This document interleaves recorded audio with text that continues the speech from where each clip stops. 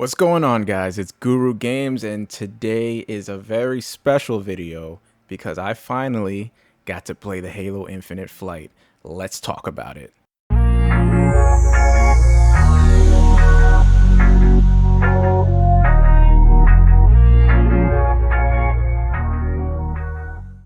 Alright, before we get into the bread and butter of this video, I just want to say that in my very first video that I uploaded here on YouTube, I did a little like hopes and dreams for the future of Halo and how I would hope that Halo Infinite turns out. And so far, from what I'm seeing in this multiplayer, it seems like a dream come true. An almost perfect game, but I'll get into why it's almost perfect. But before we even start, please, can we just appreciate this menu music?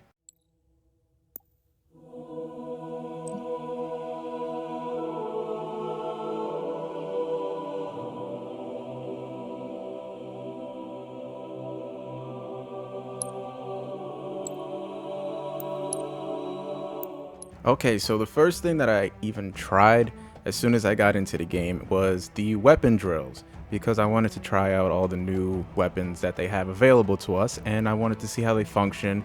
I also wanted to see how the legacy weapons functioned in this game, and boy was I impressed with the sound design, how they handle, just the way they look, everything. It's amazing. And one thing that I noticed is the return of weapons being more utility based rather than making them all killing machines like in Halo 5.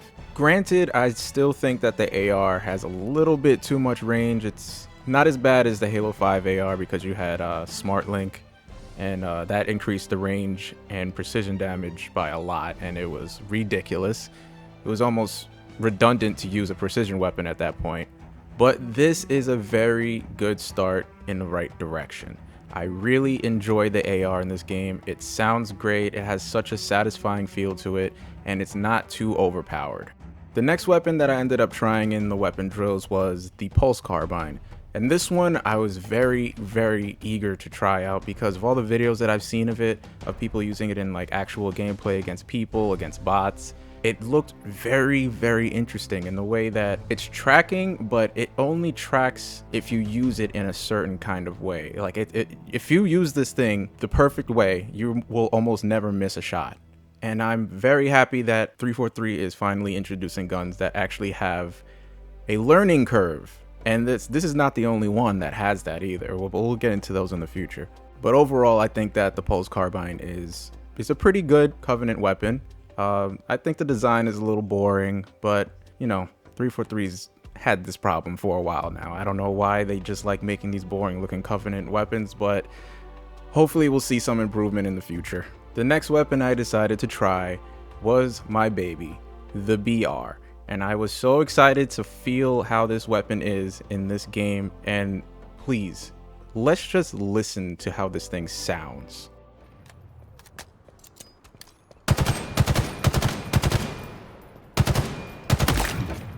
30 seconds remaining.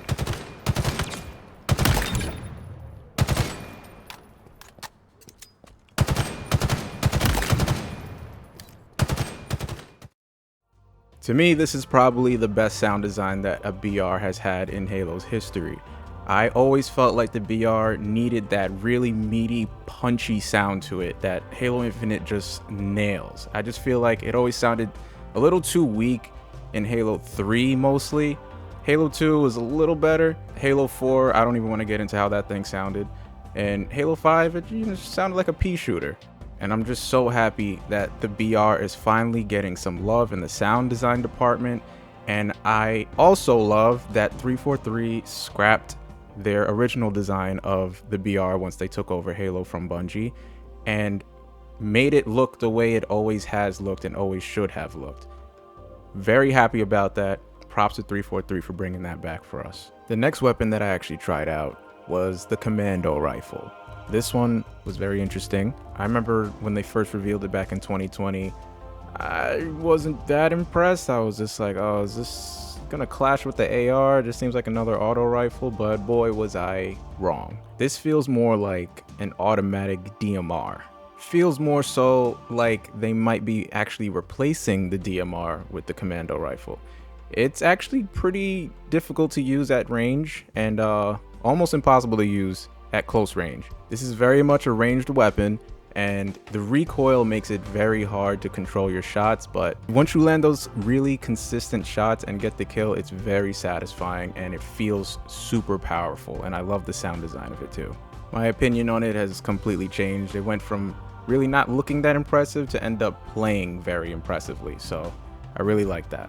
The next weapon I actually got to try out is a very interesting one, which is the shock rifle. I love the way it's designed. The way it functions is a little bit different. It chains lightning. This is something that we haven't seen from any weapon type ever in Halo. As cool as it is, I just can't help but feel like something is missing. It's very fun to use. It's very hard to use, but it feels like a half-step sniper rifle. It doesn't really do as much damage as you would think it does. It feels more like a support weapon, and I kind of feel like we're not really going to see the full potential of it until the game's full release. I feel like this gun might be amazing to use in campaign. I feel like it's going to be a very campaign-focused gun, but in PvP, it's kind of looking more like a support weapon than anything else. It's very good at taking shields out at long ranges and disabling vehicles, but to me, not much else. The next weapon that I actually tried was the Sidekick, and it does live up to its name because it is definitely a sidekick. This is not like a Halo 5 pistol where you could just run around the whole match and just get triple kills, overkills, and killing sprees left and right with this thing. It is not that type of weapon. Its fire rate is extremely fast. It pretty much shoots as fast as you could pull the trigger, and it does not shred like you think it will be. This is the type of weapon that I've seen that you have to like really use it as a cleanup weapon. Like you're shooting somebody with an AR, and then you get their shields down, your AR runs out of ammo, swap to the sidekick real quick and finish them off with a headshot. Not to say that you can't get a kill solely with the sidekick. I just think that it's not really a smart thing to do unless you are a very good player and you can just shred people with this thing. It's a very nice weapon though. I love the way it sounds and it's very satisfying to use. And as much as I'm gonna miss the original Halo Magnum, I can take this as a little replacement for now. And next up on the list, we have the plasma pistol. And this thing makes me very happy for one very specific reason. It is this charge up sound. Yes, you heard that correctly. That is a classic plasma pistol charge up sound made a little bit more modern, and it sounds amazing. I honestly thought that we were never going to hear that sound coming out of a plasma pistol ever again, ever since Halo 4 and 5 have completely changed the way this thing sounded. But overall, it functions the way you would expect a plasma pistol to function. I still think it's a little bit too strong. This thing is solely a utility weapon to me, and it always will be, but I really just respect them so much for making the sound feel a little bit more classic. And now we're going to move on to the Bulldog. Probably my least favorite new addition to the game. It is boring in its design, and I just feel like making a weaker shotgun with a higher rate of fire and more ammo, it doesn't really feel like it makes any sense, really. Because every time I'm using it, especially fighting actual people or bots, I just feel like I'm just using a lesser version of the shotgun for no reason, when the actual shotgun should actually just be in the game. I don't like it for that reason, that it just feels very redundant, but the sound design for it is very nice. It sounds very punchy, and the damage just doesn't really match the sound. But, you know, even though I have more gripes with this weapon than anything else, maybe my opinion will change when the full game releases and I get to use it a little bit more. So let's move on to another one of the very interesting weapons, which is a Promethean weapon, the Heat Wave. And it's actually very interesting because they have completely redesigned the way the Forerunner weapons look and definitely how they feel also. This thing feels like a more refined scatter shot, and it has two firing modes. When you press the aim down sight button, it changes from like a horizontal shot to a vertical shot. And I find that the horizontal shot is better for just spraying into a room, bouncing projectiles all over the place, hoping that you get to kill somebody. And the vertical shot is very good at one-on-one combat with somebody because the reticle accurately matches the size of your enemy, and you can just shred right through them with this thing. And I really, really, really love the way this thing reloads. It feels very alien, like more alien than Covenant weapons do. I can definitely see some really fun plays coming out of this thing, and I am very excited to get my hands on it even longer. And next up we have the Needler. Now this one was interesting because I remember in the first flight, a lot of people were saying that it just did not sound like a Needler at all. It just sounded like some random automatic weapon. There was no crystallized sounds or anything like that. But here in the second flight, we see that they did improve the sound a little bit. And the reason why I say a little bit is because the firing sound sounds great. The Super Combine, not so much. I find myself not even being able to hear it sometimes. If you're a little bit too far away from the enemy, you just see a little puff of pink smoke and that's it. I do think that they could go a little bit further with the sound design, even with the reload sound. The reload sound just sounds very flat and very boring. But let me talk about how this thing plays.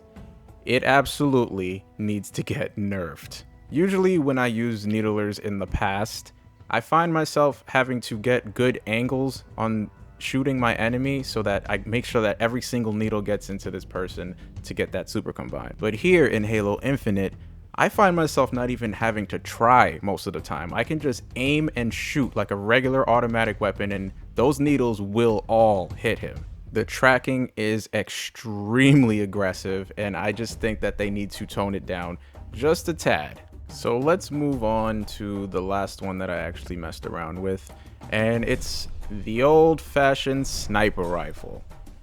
This thing looks amazing. I'm so glad that they brought back the old screen scope instead of having that little actual eye scope on the thing with a screen next to it. I always thought that was the ugliest design that 343 has done with any of the legacy weapons, and I'm very happy to see that this is finally going back to its roots on the way it looks. Like, just looking at it, its silhouette just screams Halo, and the sound is very punchy and it's awesome. I feel like it's a little bit harder to use this time around. Halo 5 and Halo 4 definitely had the most ease of use when it came to these snipers, but this one, for some reason, I don't know, it just feels like it demands a little bit more skill. I can respect that. I really do enjoy playing with this thing, and it makes getting those snipes or those no scopes just that much more satisfying. Hey guys, so this video was originally going to end up being a lot longer than I expected. As I was making it, I decided that I'm going to split this into two parts. So the part that you just saw was my weapon drills and weapon impressions video. The next part will be coming out later this week, and it will be my impressions on the overall multiplayer experience and my thoughts on the maps as well. If you like this video, please give us a like, comment, and subscribe. I really appreciate it. This has been Rilo from Guru Games. Stay up, stay safe, and I'm out.